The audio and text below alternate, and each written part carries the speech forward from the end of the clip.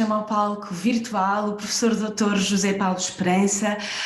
O professor José Paulo Esperança é professor catedrático de Finanças no ISCTE e vice-presidente da Fundação para a Ciência e Tecnologia. É nesta qualidade que aceitou o convite para estar aqui hoje, para nos falar sobre os desafios da investigação para a próxima década. Muito obrigada por isso. Caro professor, tenha a bondade. Bom dia a todos, muito obrigado por esta oportunidade. Agradeço em primeiro lugar à professora Helena Canhão por esta honra de estar convosco nesta sessão e de partilhar convosco algumas impressões relativas ao tema do financiamento, que eu julgo que é uma questão muito importante para o desenvolvimento da ciência. De facto, a questão dos grandes progressos científicos e da forma como podem ser promovidos com investimento adequado, público e privado, é de facto um dos grandes desafios da nossa época. Naturalmente Portugal tem recursos limitados, temos uma dívida pública grande, temos uma série de desafios e de constrangimentos grandes e fomos talvez dos mais afetados pela crise pandémica que de facto nos afetou de uma forma muito agressiva e do ponto de vista económico pelo facto de Portugal ser uma economia profundamente dependente da área do turismo, que é seguramente uma das mais afetadas. Portanto, o grave problema de saúde pública que nós temos hoje em dia associa-se de facto a um problema económico muito considerável. De qualquer das formas, quando pensamos em termos de financiamento da ciência e dos seus impactos para a sociedade, a ideia e digamos o conceito que de facto existe é que o apoio à ciência é absolutamente fundamental para o desenvolvimento económico. Não sabemos a melhor forma de canalizar esses recursos de uma forma a obter os máximos resultados. Muitas investigações e muitos trabalhos acabam por não ter grandes impactos, outros acabam por ter resultados absolutamente extraordinários. Nós vemos isso, por exemplo, hoje com a questão da vacina relativamente ao Covid. Há uma série de corridas, digamos, muito significativas nessa matéria e sabemos também que os casos de sucesso serão extraordinariamente remunerados, mas muitas outras tentativas, de facto, acabam por não funcionar. Nós, em Portugal, temos feito um grande esforço de crescimento do investimento em ciência. O Estado português e também, de alguma forma, o setor privado tem crescido de uma forma significativa. Nós temos hoje 1,4% sensivelmente do PIB português investido em ciência e temos digamos, o setor privado tem vindo também lentamente a recuperar e neste momento já supera o esforço público. Portanto, destes 1,4%, um pouco menos de metade é hoje resultante de fundos públicos e uma parte ligeiramente superior vem de fundos privados. O objetivo é atingirmos 3% até ao fim do ano. Eu ia agora tentar mostrar-vos aqui uma pequena apresentação. Eu gostava só de mostrar alguns elementos relativos aos grandes desafios que nós temos presentes e gostaria de dar esta ideia. Em Portugal, no apoio à investigação, a IFCT representa qualquer coisa como 53%. Portanto, os centros, as 307 unidades de investigação, das quais o CHRC teve a classificação de excelente, nós financiamos 307 unidades que têm a classificação de pelo menos bom, muito bom ou excelente, e este conjunto de unidades obtém da parte da IFCT um apoio que representa sensivelmente 53% do seu apoio total. Depois há duas outras vertentes importantes, que são apoios nacionais de outras fontes, fundações, setor privado, etc. E depois temos o Horizonte Europa. E é sobre o Horizonte Europa que eu gostaria também de partilhar alguns minutos convosco, no sentido de dar uma perspectiva das oportunidades que de facto existem nessa matéria. A União Europeia tem muito esta preocupação de apoiar o desenvolvimento da comunidade, com da União Europeia. De facto, digamos, as três grandes potências mundiais, se quisermos, nesta área são os Estados Unidos, a China e a União Europeia, e portanto a União Europeia tem a preocupação de desenvolver a ciência numa perspectiva que não seja estritamente economicista, mas que tenha um conjunto daquilo que são designados como os valores europeus, e que gostaríamos, enfim, que o resto do mundo partilhasse, obviamente. Digamos, uma das grandes preocupações é, obviamente, a questão ambiental, que é um dos grandes desafios, e naturalmente a questão da pandemia e das questões dos problemas de saúde pública, que são também questões muito importantes. De facto, as três grandes mensagens que efetivamente a Comissão Europeia e sobretudo a nova Presidente da Comissão Europeia tem vindo a defender são de facto a questão da sustentabilidade, a questão do digital e a questão da resiliência. Portanto, estas três são as áreas que são muito importantes e, naturalmente, o combate à pandemia foi um dos aspectos mais importantes e, aliás, na nossa modesta dimensão, também na FCT procuramos, como sabem, lançar uma série de iniciativas, que é na área da saúde propriamente dita e mais diretamente, quer na área, por exemplo, da inteligência artificial, no sentido de ajudar a combater a pandemia. E, portanto, lançamos alguns concursos específicos nessa área. Portanto, os grandes objetivos são efetivamente identificar investimentos prioritários, desenvolver a nossa capacidade e as nossas infraestruturas, transferir os resultados para a economia, e reforçar a mobilidade dos investigadores. Portanto, também nesse aspecto, o espaço europeu procura ser uma área de grande intercâmbio e de potencial para os nossos investigadores, até porque uma das preocupações que também temos é muito a questão do brain drain, ou seja, da fuga de cérebros que efetivamente outros sistemas têm conseguido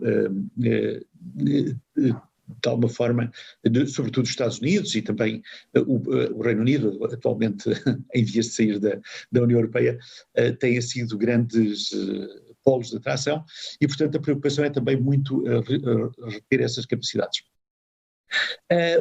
Em termos da estrutura do financiamento, e naturalmente eu estou a falar em particular sobre este tema porque seria muito interessante que Portugal reforçasse a sua posição relativamente aos apoios comunitários. E para vos dar uma ideia muito genérica relativamente a esse aspecto, nós aumentámos já substancialmente a nossa contribuição, sendo que Portugal contribui com sensivelmente 1,3% dos fundos comunitários e até há alguns anos atrás, até há 2 anos atrás sensivelmente, nós íamos buscar menos do que aquilo que contribuíamos. O nosso sistema científico melhorou e tornou-se muito mais eficiente e neste momento já estamos a ir buscar 1,6% do fundo comunitário para a ciência, o que já é bastante significativo. Os 4 grandes instrumentos que efetivamente precisamos de estar atentos no quadro comunitário que se chamava Horizonte 2020 e que a partir de 2021, entre 2021 e 2027, se vai chamar Horizonte Europa, são efetivamente estes 4 pilares, em que nós temos o pilar 1, que é o apoio à ciência excelente, à ciência fundamental, que tem instrumentos como o ERC, European Research Council, as bolsas da Marie Curie e os apoios às infraestruturas. Portanto, este é o pilar 1 e é uma área muito importante. Depois o pilar 2 e a FCT será o vosso interlocutor diretamente relativamente ao pilar 1 e nesse aspecto, desde já, peço para nos contactarem sempre que tiverem dúvidas ou questões relativamente a isto. Portanto, nós vamos ter uma estrutura de apoio, temos National Contact Points e temos uma série de pessoas que estão a trabalhar com toda a comunidade científica nesta área. O pilar 2 é uma área mais aplicada e é uma área em que o impacto para a economia é mais importante. Como veem, o primeiro dos clusters que é referido no pilar 2 é a saúde, A área da saúde é uma das áreas mais importantes, que aliás foi reforçada agora devido às contingências que estamos a viver, mas onde houve uma série de reafetação de recursos e de reforço da capacidade precisamente nesse pilar.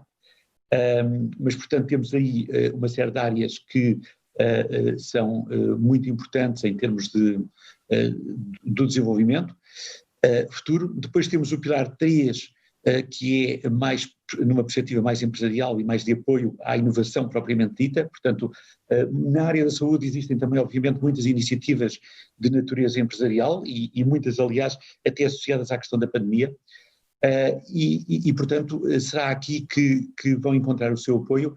E do ponto de vista institucional em Portugal, é mais a ANI, que a Agência Nacional de Inovação, que é uma parceira e, digamos, participado da FCT, que vos apoiará nesta matéria.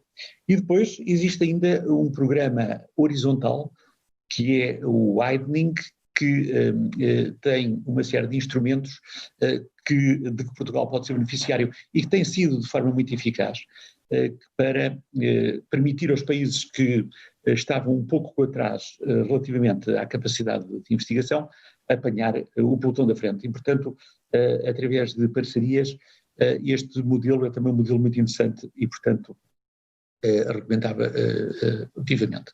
Um outro aspecto muito importante que é útil termos presente é a questão das missões.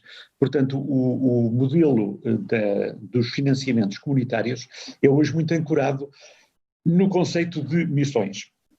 Esta é uma ideia que foi promovida por uma economista italiana que reside no Reino Unido, Mariana Mazzucato, que aliás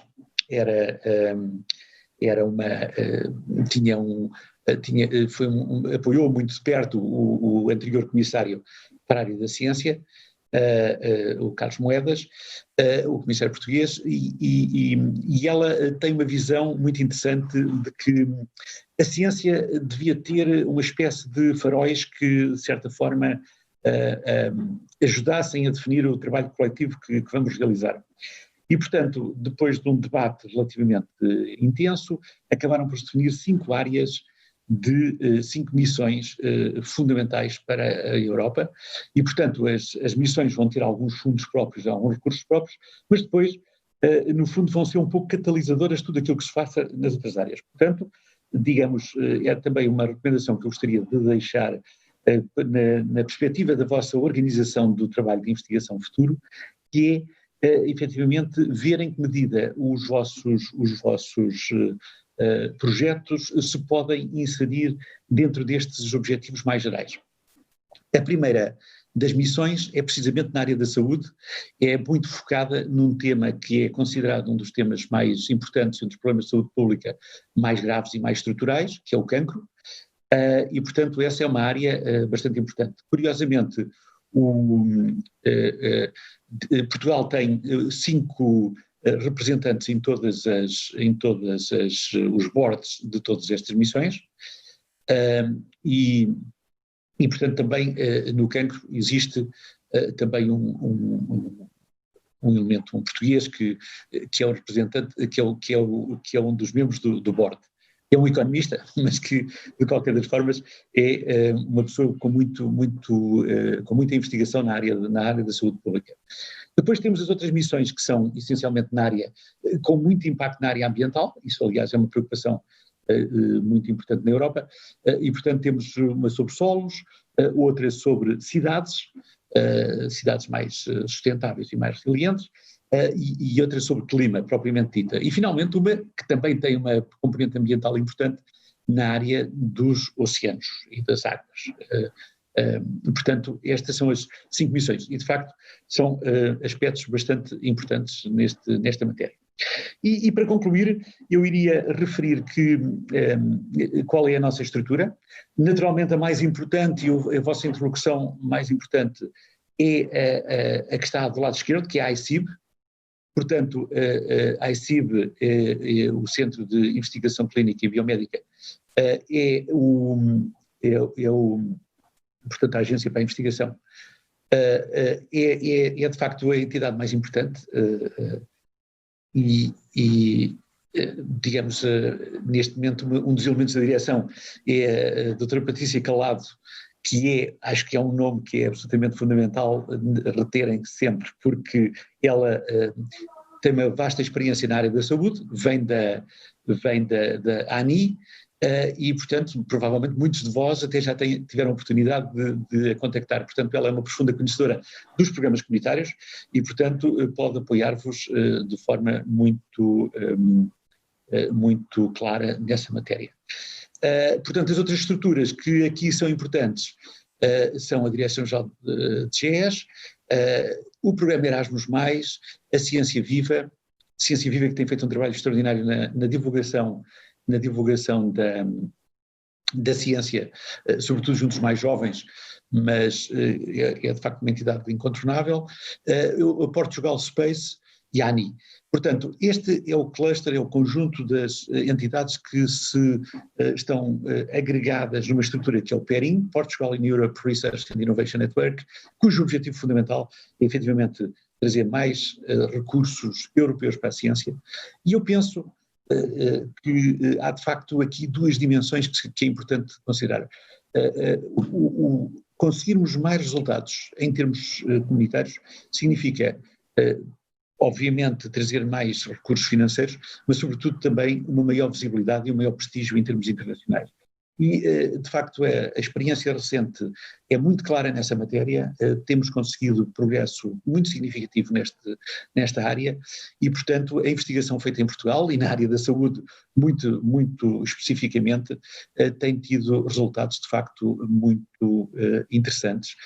E hoje somos um país competitivo e, aliás, a classificação também em termos de hoje fazemos parte do conjunto de países considerados como avançados do ponto de vista da investigação e do ponto de vista tecnológico e, portanto, inovadores avançados, fazemos parte do conjunto dos países mais avançados nessa área e isso é naturalmente um motivo de grande orgulho e, de facto, a próxima década, apesar do contexto em que vivemos, gostaria de deixar aqui uma nota otimista, é uma oportunidade para todos e contamos obviamente muito com o vosso contributo.